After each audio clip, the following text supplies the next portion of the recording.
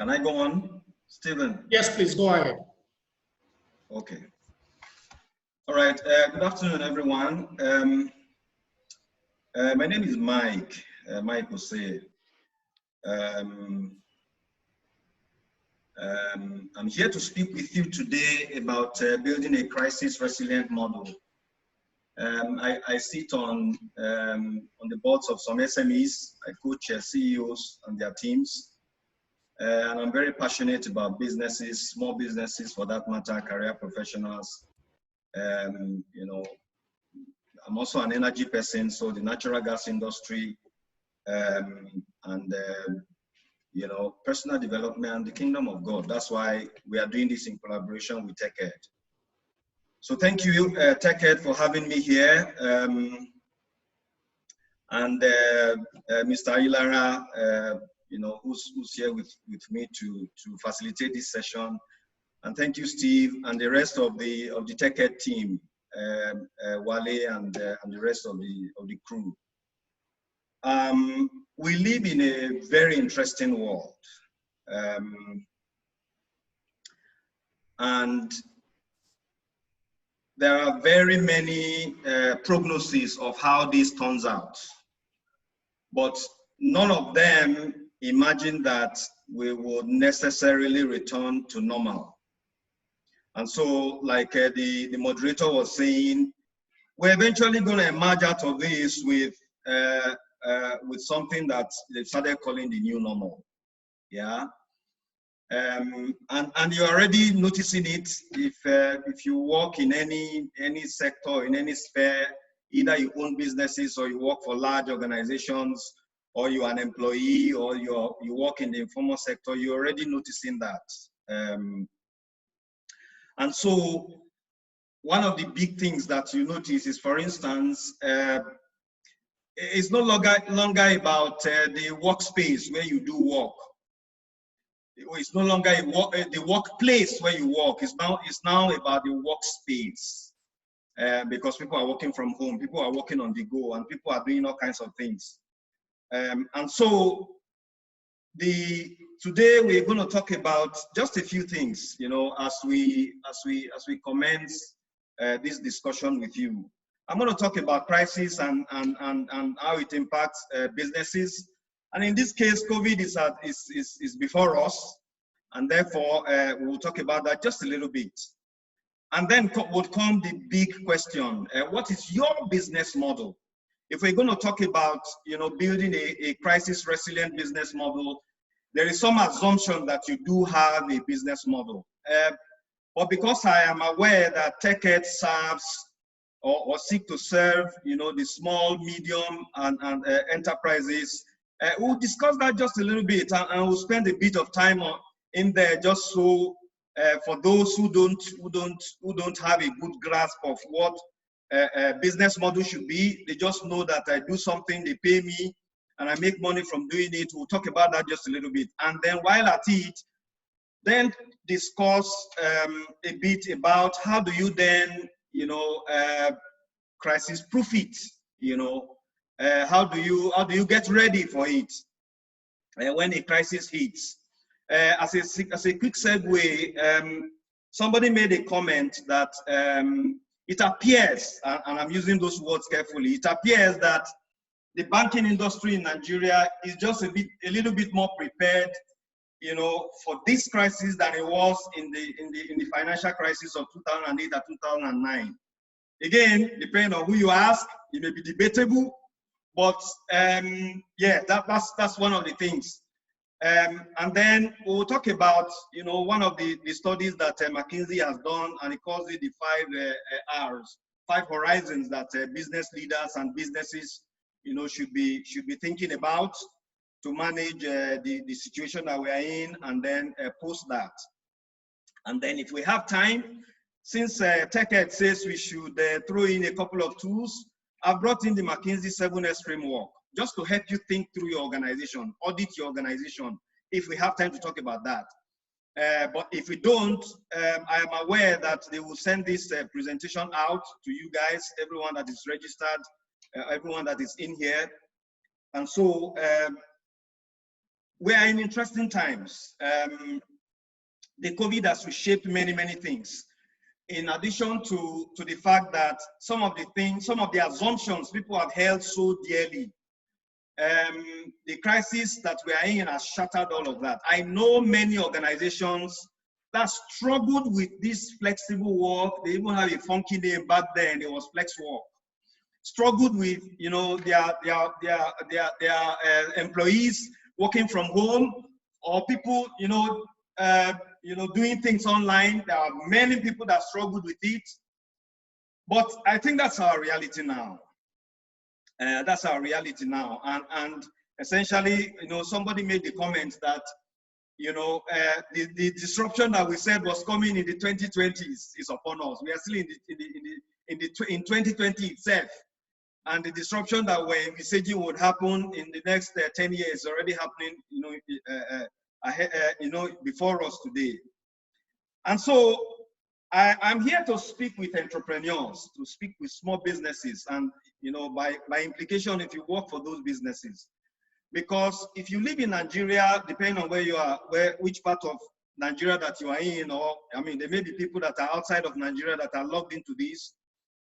Quite frankly, there are more entrepreneurs in Nigeria than we give credit for. You can then say some of them are, most of them are in the informal sector, but Nigeria is essentially a country of entrepreneurs. And, you know, we arguably, as a proportion of our population, we have a lot more people involved in economic activities and generating, returns from those than a lot of other countries. And I've just read a report recently that Bill and Melinda Gates Foundation did, and said there are 42% of those are women, of those entrepreneurs are women. And so a large part of our population are entrepreneurs, and it's a good thing that TECED and many other organizations are involved, you know, in ensuring that, you know, we can equip them and get them ready. Because truth be told, small businesses are the worst hit in crisis situations like this. There are very large organizations that have sophisticated systems, you know, or planning systems, scenario planning, and all kinds of things to manage crises like this. Whereas, and they have smart people on their payroll to be able to think through some of these things. But you're going to find that many small businesses, what we are talking about today, you know, essentially cuts them napping. And so, as we talk about crisis and its impact, you would recognize that, as I was saying, small businesses are often the hardest hit in situations like this, because, I mean, they don't have the laxity and the latitude to operate, you know, because of budget constraints, staff constraints, and all kinds of constraints. But sooner or later, it is the business model, you know, that they undertake that is prevalent in their businesses, whether they know it or not, whether they consciously set out, you know, to think through and implement those business model or not, is what keeps them, what will help them succeed and survive and thrive after this period. And I'm sure you already know what I have on the screen. Netflix is one of the most biggest beneficiaries of this, because there are a lot more people staying at home and people are watching.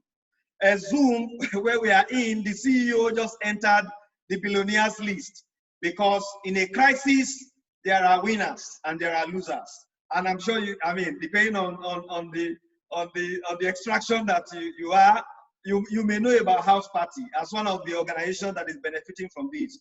But quite frankly, CEO, there are many governments that are also cash-strapped because of this. And a country like ours, we don't have time to talk about it. What Nigeria is actually suffering from is double shock. There is the oil shock, and then there is the COVID. And the oil shock is compounded because it is both a demand and supply shock. And because of that, people are selling oil for $17 today. Yeah, there are ships that are out there in the ocean that don't have takers. So so Nigeria is in a unique position.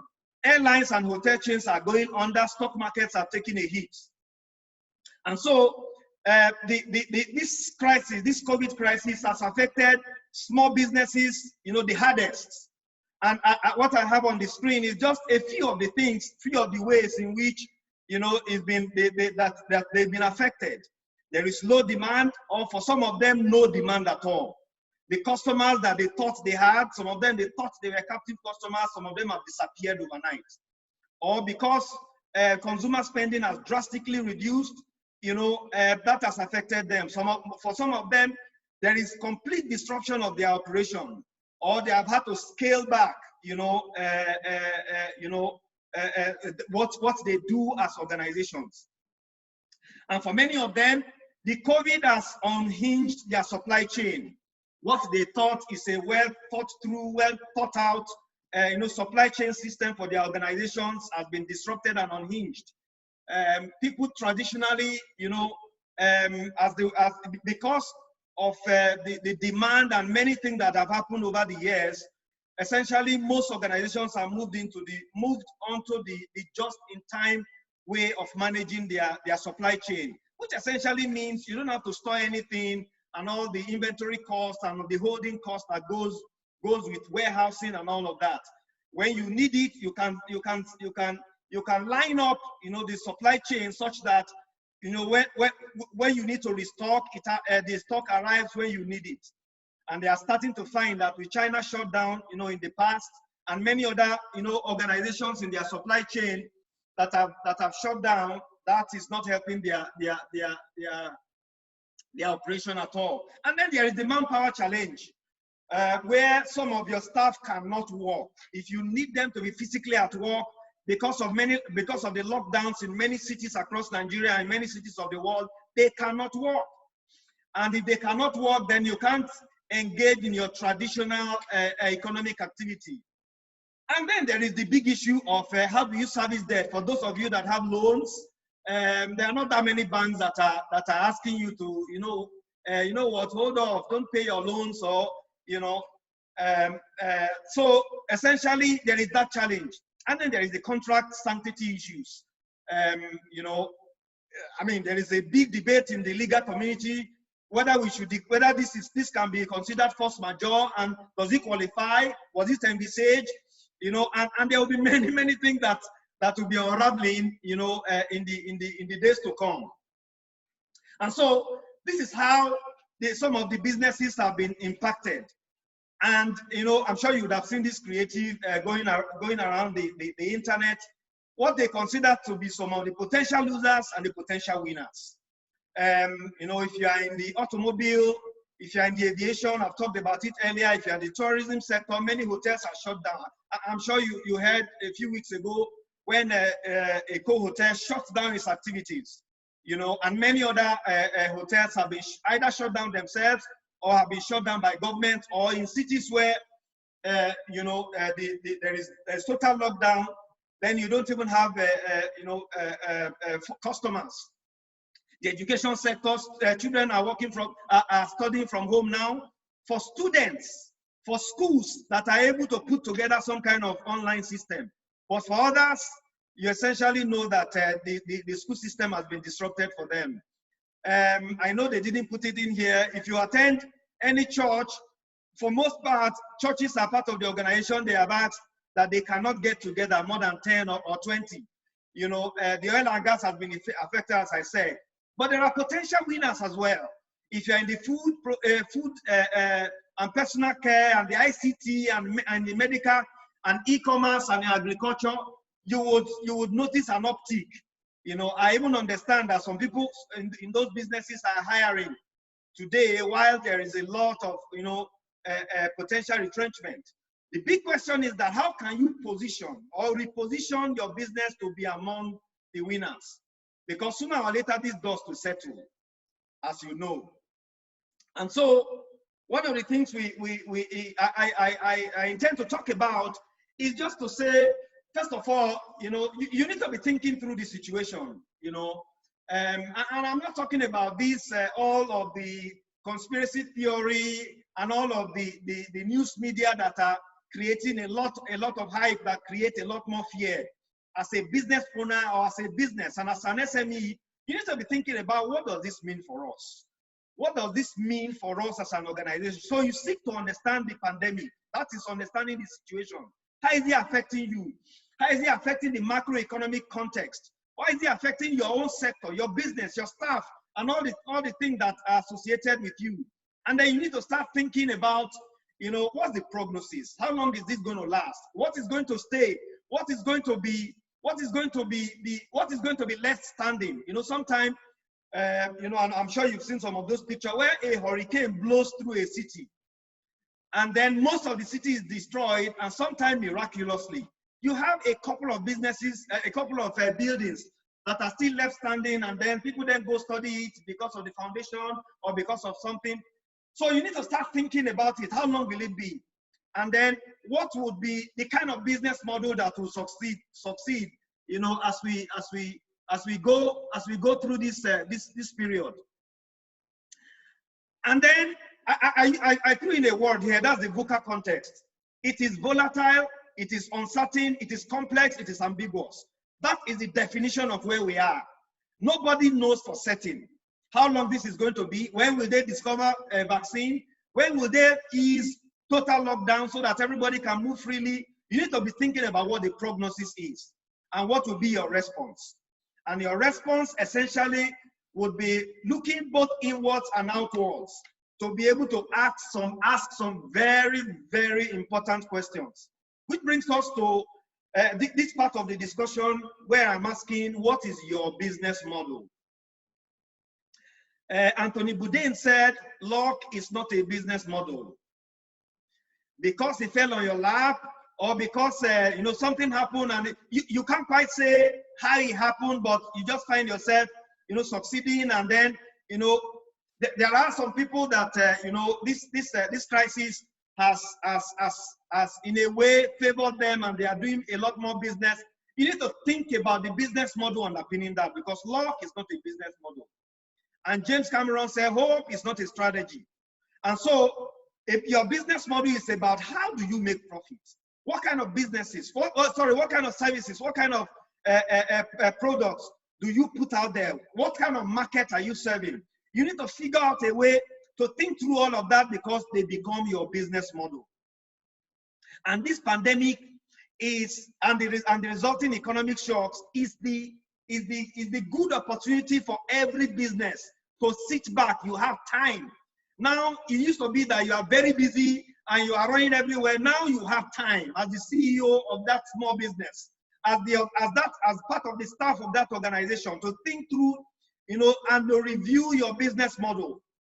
And one of the classical frameworks that, you know, Alex and Yves, you know, put out, I believe in 2010 or 2001, I don't remember now, is what is called the business model canvas.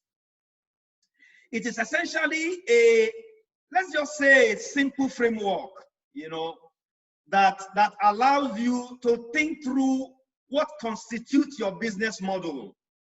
Yeah.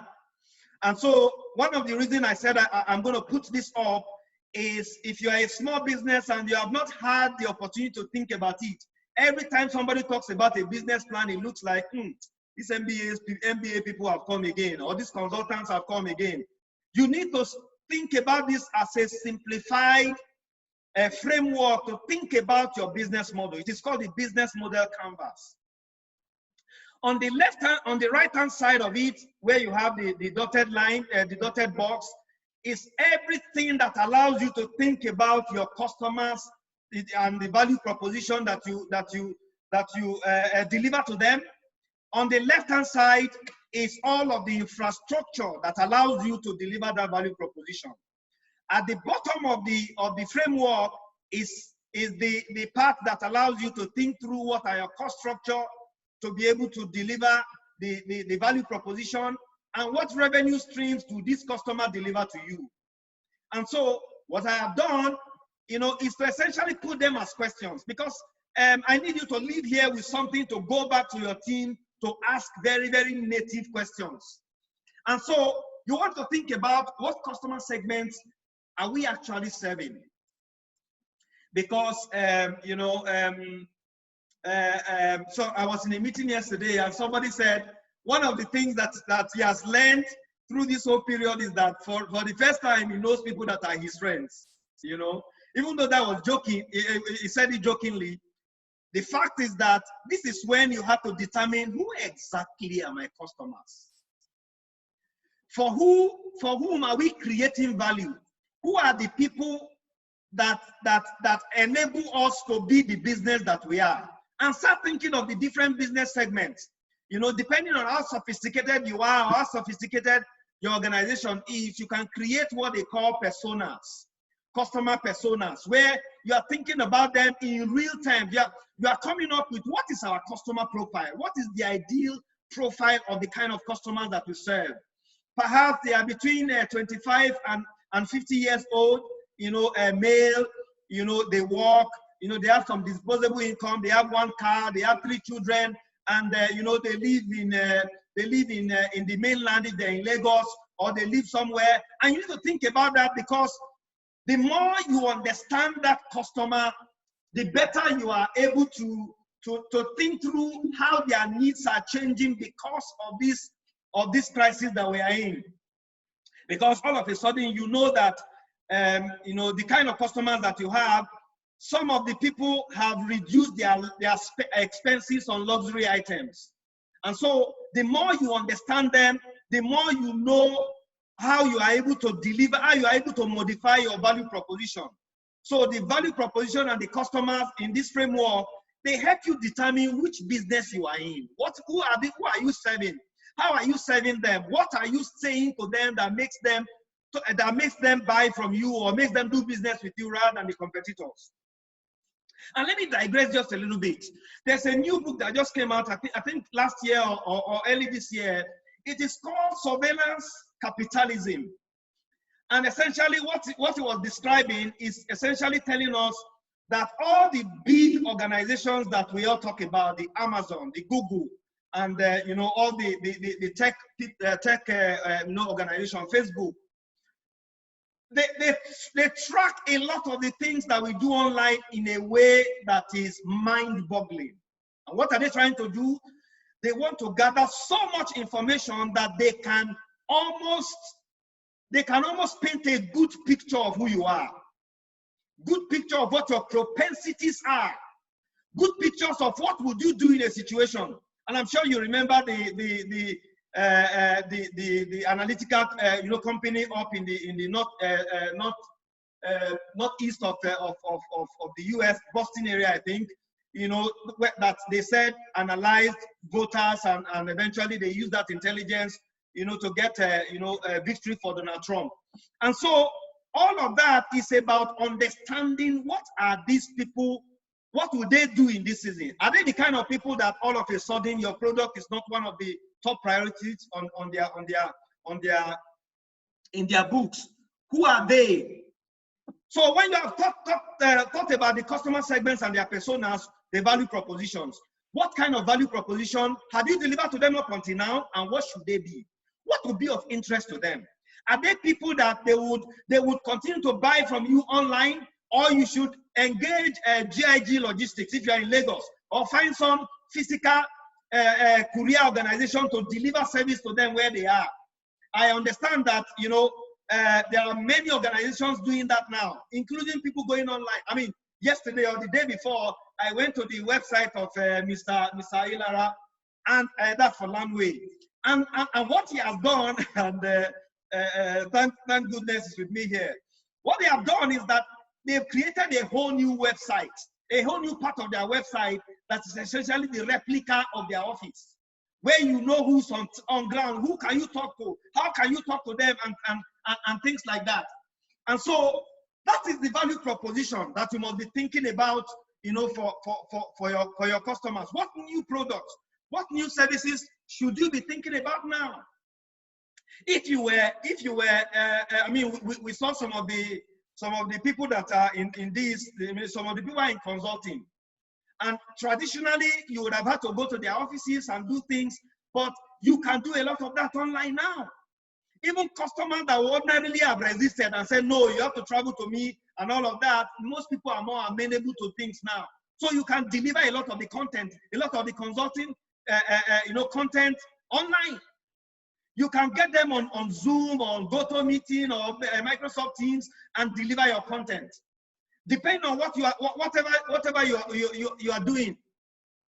And then once you have done all of that, you have to think about the channel. Channel is becoming very, very important now, because your traditional channels, you will know by now that your traditional channels are being violated, and you need to think about new ways to reach those customers. Yeah. And as I said, some of them will remain traditional. There are food companies that will deliver to your homes now. There are grocery malls, grocery companies that will deliver to your homes that traditionally you would have to get out there. And so once you think about all of that, that's part of your business model. On the left-hand side, you would have all the key activities that help you to deliver your value proposition. And below that will be all your resources, your staff, the kind of infrastructure, your IT infrastructure, which has become more important now. Your IT infrastructure, your human resource infrastructure, and then your partners, people that can do what you can't do, people that are doing what you should not do. This is the time, this is not the time to have that lone CEO genius that can do things all by themselves. This is when to find partnerships. This is when to find people that are better placed to do what you are supposed to be, what you cannot do on your own. And then as you think about all of that, it is time to think about your cost structure. See, this is when to think about the fact that you have a good opportunity to cut waste now. So think about who should really be on your payroll. What should you be spending money for or spending money on? So this is when to think about your cost structure, and then the revenue streams. Are there new revenue streams that you can open up? Like I said before, for some of them, delivering things online will be a new revenue stream that they've not seen before. And the example I can give, for instance, is that, there are real estate organizations that are using virtual reality and doing, video tours now, that ordinarily you'd have had to go with them and then do all kinds of things. There are churches now that are doing things online. Most of the things they would have done in a physical settings, they are doing them online, and then still able to attract people that will support them. So think about your new revenue streams that you can bring to the table. I talked about this earlier, but I'll leave that because I really wanted to spend some time on that business model aspect of it. And so as we come to this, and I'll just run through this, McKinsey came up with 5 horizons that people should think through as they go through this. And one of them is you should be thinking about the immediate things that you can do, about your workforce. How are you keeping them protected if you need them to be at work? How are you concerned about their health, their mental health, and all kinds of things, and your partners? How are you thinking about your technologies? This is not when to pinch penny on being able to get very robust technologies to do what you have to do. And you need to think about resiliency issues, and think about how do you return when all of this is over, because the dust will settle, trust me. The world has been through even worse pandemic than this. When it's all over, how would you get back? What kind of things would you do differently? So that's part of the return that he talked about. And by now, the time that you have to stay at home and to have plenty time to think through is when you start reimagining. What new add-on businesses can you do? I heard recently that the Eco Hotel example I gave you earlier, that they have started providing laundry services to the public. Because, of course, you will know that being a 5-star hotel, they would have very, very sophisticated laundry systems, that allow them to service and provide that kind of high-quality service. They are offering that to the public now. What can you do? How can you reimagine your business to do something differently? Yeah. If you are in the media and entertainment space, what can you deliver online? How can you deliver it online? I remember seeing something where cinemas, have started, abroad now in the West, have started creating,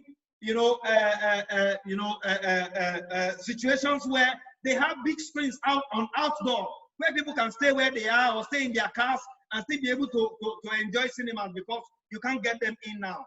And then start thinking about what sort of reform will come, because government will react. The context will change. The context may be very different, yeah, from what it was when before COVID. And so you must be thinking about that. In other words, in addition to thinking about your business model, in addition to thinking about how are you doing things, what should you be changing, you know, as an organization, what kind of skills, new skills should you be getting your staff, you know, to acquire in this period. You must also be thinking about what's happening out there. How will the world change? How would government, you know, respond to some of these things that are happening? I'm sure you already get the sense that because of this COVID, they have classed some organizations as essential services. Are there things that you can do in that space so that if this happens again, you'll be one of the essential services that is allowed to operate? And that brings us to the 7S framework that I need you to think about. I really put this up to just ask yourself questions, you know, and ask your organization questions across these seven areas that, again, McKinsey has the day today. Again, McKinsey came up with this very, very long time ago. It's about thinking about your structure, thinking about your internal systems, thinking about your style of leadership. What are your kind of staff? What are the skills that you require? What is your strategy? What is the shared value? And thinking about the interlinkages and interconnectedness of all of this, because if you do it properly, they help you detect weaknesses. They help you validate your core competence. They help you confirm how are you set up? What is the setup of this organization? And is it mutually reinforcing? And it will reveal gaps and assure that if a crisis comes, you will be more than ready. And I have thrown in a lot of questions to help you, you know, go through that, because, you know, I'll be rounding up now since I have a half hour. But on the structure, it's essentially, how is your company organized? What kind of department? Do you need some departments now? What kind of teams? Should you reconstitute them? Should you reconstitute your teams? And what kind of systems and procedures and processes and technologies do you have in place? Are they adequate? Are they adequate to do what you need them to do at this time? What is your style of leadership? If you are the person that says, well, I don't quite care, you know, let them come and do their job. Well, I'm sure it should be plain to you now that you should call up your staff and be concerned about how are they doing. What is their mental state? And then you should be thinking about your staff. You should be putting them in different buckets now, you know, and the kinds of things that you should, what kind of competencies do you have? Who of them is trainable? Who of them can you give more skills than they currently have so that they become multi-talented, multi-skilled? Yeah. And what is the strategy of your organization? I've talked about that in the business model. And what are your shared values? Ladies and gentlemen, if you ask some of these questions, the outcome of asking the question would help you to provide insight into how to crisis-proof your business model. Yeah? And I will leave you with this last one, that you must do your best to resist the urge to only focus on near-term survival, to start thinking of how your organization will thrive and dominate in your chosen space. Thank you very much. I'll take questions or yield the floor to the moderator. Thank you very much. I appreciate it. Thank you so much, Mr. Myke. Possible, I'll say we'll just give you a round of applause. Yeah, but from my own end, I'm clapping for you. Yeah, thank you so much. We'll leave all the questions till after. So much, sir. Thank you so much, sir. Mr. Myke, this next set of questions are for you. I will add both together. According to you, Nigeria is a country of entrepreneurs. Going by the increased rate of crime, high level of corruption and insecurity of human life and properties in the country, how do you think that small-scale businesses will survive in the Nigerian environment? That's one question. And the second one is, like, you think small-scale business will survive in Nigerian environment?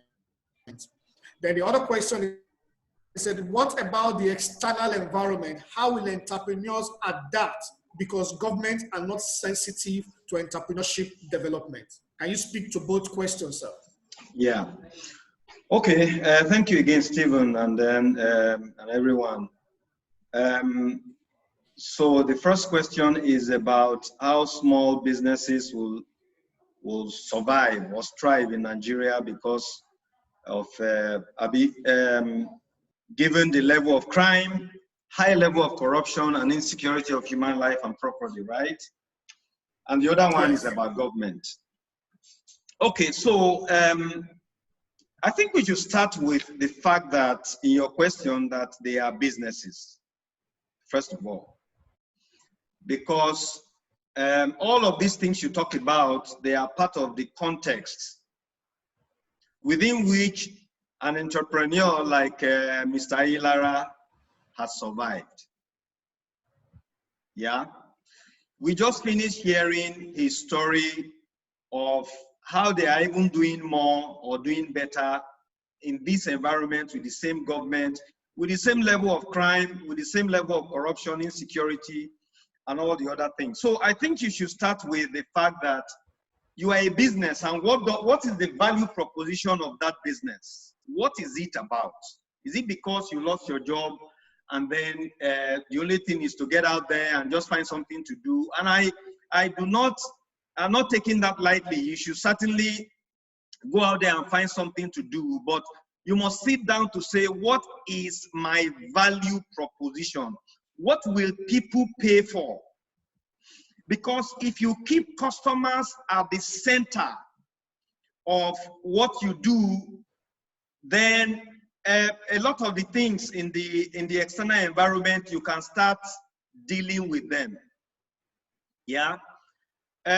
One of the slides I showed, I don't know if I can share it now, if Mr. Ilara can just share himself, you know, and then I can show it. But let me go on. So it was Peter Drucker that said that the purpose of a business is to create a customer. I know what you think is that the purpose of a business is to make profit. You know, and then if you are that much into capitalism, is to maximize value for shareholders, you know, and all the other things. But remember that that is a secondary effect of creating a customer.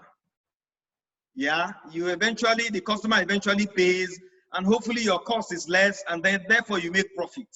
And then when you then make profit, the owners of the business, you know, are able to get dividends and get value out of that. But primarily, you are to create profit. You are to create a customer. So what will you do? What will you say? What sort of message would you give to the customer for them to come and buy from you rather than the competitor? And so I think for a small business is to be crystal clear. What is my value proposition and who are my customers? I'm going back to my business model canvas again. So if you were a dry cleaning business, what is the value proposition? It used to be that we took our clothes and drove around town and found somewhere and gave it to them, and when they are done, we go back, you know, and then they tell us, no, it's not ready. Somebody came to the market and said, stay in your house. Just tell us if there's something to deal with. We would come to your house. We'll pick up the clothes. We'll go and dry clean them. We'll bring them back to your house. What is the value proposition? It is convenience. It is convenience for the person. So it doesn't need to find a weekend to then go out and be able to come and do that. In the end, every country has to deal with crime. Every country has to deal with corruption. Every business rather has to deal with corruption. Every business has to deal with customers. All of those are in the macro environment that to a large extent you cannot control. But what you can control is that you can control the value that you can make very clear to your customer. This is what I give you, and this is what you can pay for, and you do it better than anybody else, and therefore they can come to you. Yeah, and I mean, give me any other business. You're a fashion designer. It used to be that we go around town, you know, finding somebody and they measure us, you know, and all of that. Some people have started businesses now where they go to those places. They take the measurement in your house, bring samples to your house. You pick the sample, they take the measurement, and then before they even start to sew, they will send you a design on WhatsApp to say, this is what your clothes is going to look like. This is how much. Pay me 30%, and after that, I would, you give me the balance. Some of the native I've made, that is how I made it. And then when it is done, they deliver it dry cleaned to me. Value proposition. This person can still be doing it in the midst of corruption, can still be doing that, and I'll be paying him in the midst of government not caring, in the midst of. So you need to think through. I know that government does its best to help, small businesses, and if we have time, there are many schemes that government has in place, and you can key into them. But I'm saying, fundamentally, don't build a business on subsidy. Don't build a business on government doing things for you or helping you do. A business that is built on subsidy is, first of all, not viable on its own. Yeah, and let me stop there. If you give me a little more time, I can say more. But think of their value. Remember the business model canvas. Let me just add this question to you, sir. Yeah. Sorry. Yeah. Someone just added. They say, how can your company be resilient post COVID-19 if it was already struggling financially before the COVID-19 pandemic? Should you just close or branch up to something else? How do you deal with creditors, staff, and all? Okay. Again, the first question is about, and my response was that, first of all, you're a business, so think about the value and think about the customers. Yeah. This second question, again, because TECED emphasized that we leave some tools for small businesses to go and think about their business, let me get back to the business model canvas to answer that question again. First of all, you need to be sure that what happens with the value that you are delivering on the right-hand side of the customers of that model, business model canvas, where you are dealing with the customers, your value proposition, and the channels through which you are doing that. All of that, there is a cost associated with them, because when you then think about the activities and the resources that you need and the partners, there is a cost associated with them. So you need to be sure that the value that you are delivering is paying for all the costs that you are incurring. If you cannot guarantee that, then it is, first of all, not a viable business model. Yeah. Your business model is viable if all of the associated costs that you bear, salaries, advertisement, if you pay rent, all your licenses and permits that you need from government, if all of those costs cannot be covered by the revenue that the customers deliver to you as a result of the value that you deliver to them, then it is, first of all, not a viable business. So let's not blame COVID. Okay. Yeah. Okay. Let's not blame COVID. So you need to go back, take a look at that, and there are several ways, there are several things you can do. On the one hand, you can figure out a way to get more revenue. Either you increase your cost, if it is possible, or to find new ways to cross-sell. Cross-sell means that you sell other things to the same customers, so that you open up a new revenue channel. Yeah. And then that's on the one hand. On the other hand, go back and look at your cost. I said, somebody told me that this is when he knows his true friends. This is when you should determine and ask yourself very native questions. All of these costs that you are incurring, do you need them to deliver value? All of the people on your payroll that came from your village and came from your uncles and came from your aunts, does your business really need all of them? All of the partners and the value they deliver, ask the native difficult questions, yeah, so that you can be sure that you really make a profit, because your revenue is better than your cost that you incur in delivering that.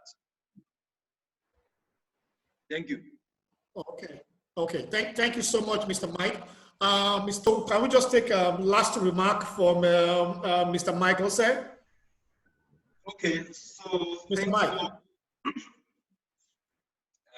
For hanging out with Wally and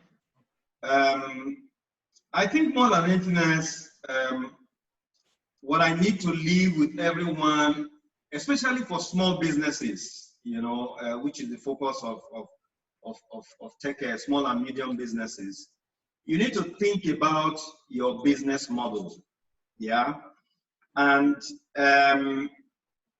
a better understanding of it and how it comes together and all the different components of it. Is your base that you then try to make crisis resilient, because it is the different components of it that you have to be tweaking or you have to tweak in a crisis. And the big one that I'm leaving with you is that focus on customers. Find them,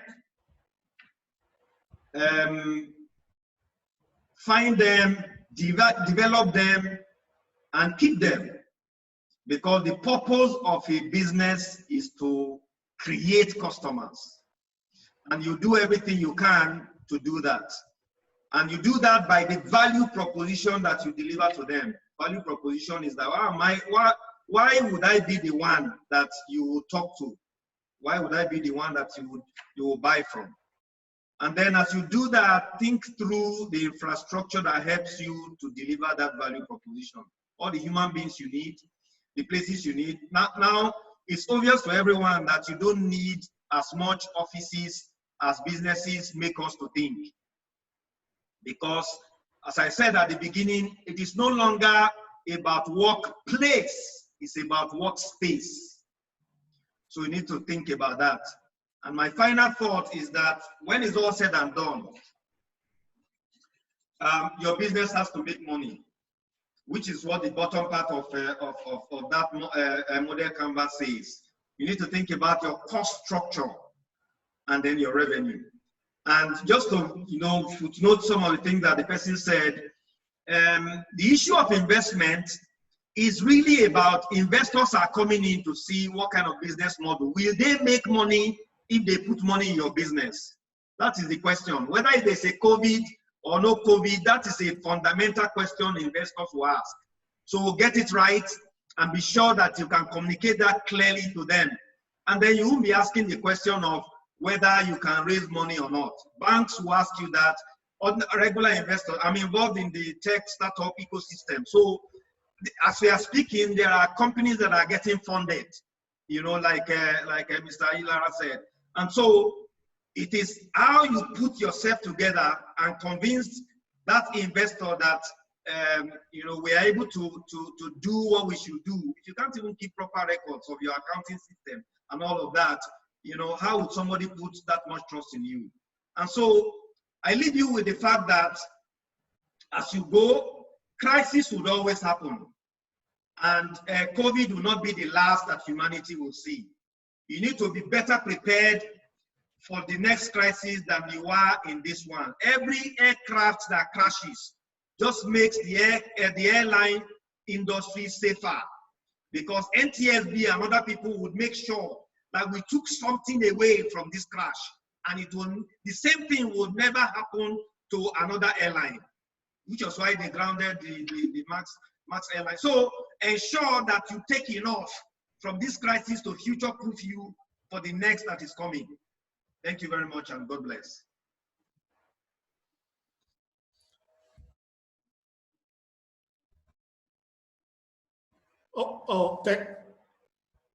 Thank you so much, Mr. Myke. Thank you so much, Mr. Olawale Ilara. We truly appreciate you. Can we just give them a round of applause for our facilitators for today?